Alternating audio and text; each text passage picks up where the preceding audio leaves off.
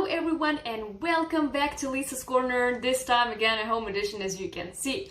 This video is a follow-up on my previous one when we started analyzing all the rules that we need to comply with before exporting a rocket from France to Russia. So by the end of that last video we managed to identify the applicable ECCN code or Export Control Classification Number, and I told you that despite this, our case is not solved yet. So why was it so? Why is it so? We will discover it today. So in today's episode, I will explain you the meaning of the ECCN code and introduce you the fourth criteria that you as a company needs to consider before exporting a rocket or any other product. First things first, a code. You remember it from my last videos as well, is that each dual-use item has its own Export Control Classification Number, or ECCN, even though it is composed of both numbers and letters. It helps us to identify an item and simplify all the custom and administrative procedures. So its structure is all the time the same. It's number, letter, number. For example, 9A004, which was in our case. So what is the meaning of all of these symbols?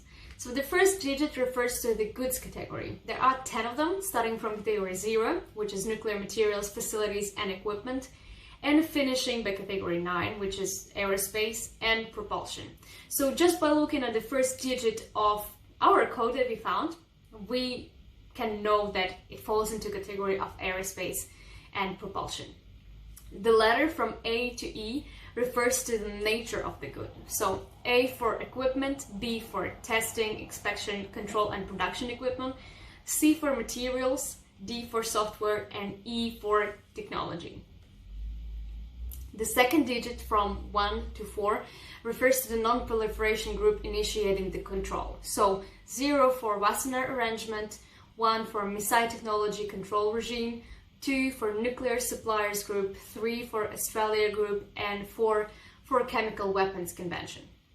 Two last digits refer to the technical characteristics that make it possible to identify an item. It can be, for example, a threshold, a number of axes of rotation, power, or some more technical characteristics.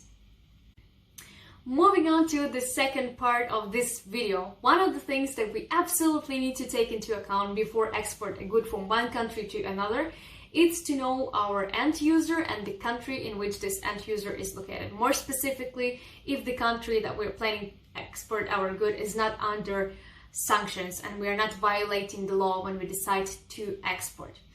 Now knowing this, we need to verify if there are any sanctions related to dual-use items and applicable to Russia. After some minutes of research, we found a council regulation of 2014 imposing restrictive measures on Russia. When we start reading this document, we find Article 2 saying that it is prohibited for us to export dual-use item if it's intended for military user or for military use. We also find Article 2A saying that we cannot export a dual-use item if it's intended for entities or bodies mentioned in Annex 4, which is here.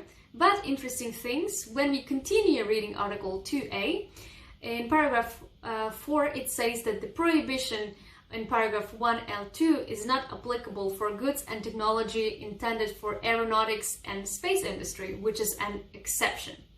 So we can see here that despite the fact that Russia is under sanctions, we can still send a rocket if our end user is not military.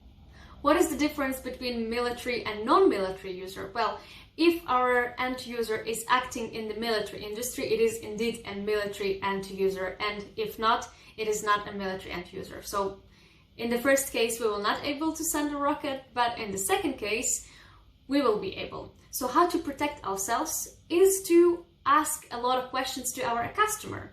Ask what kind of activities our customer is engaged in and whether our customer can guarantee that it will not use our rocket for the military industry. Then we can export.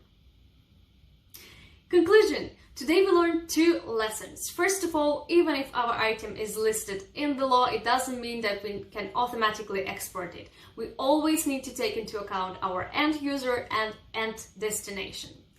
Lesson number two, Even if the country to which we are planning to export our item is under sanctions, we might still be able to export. So we need to be very attentive when reading all the regulations. On this point, I would like to thank you for listening. Thank you for your attention. Stay healthy, stay happy, and see you in the next episode.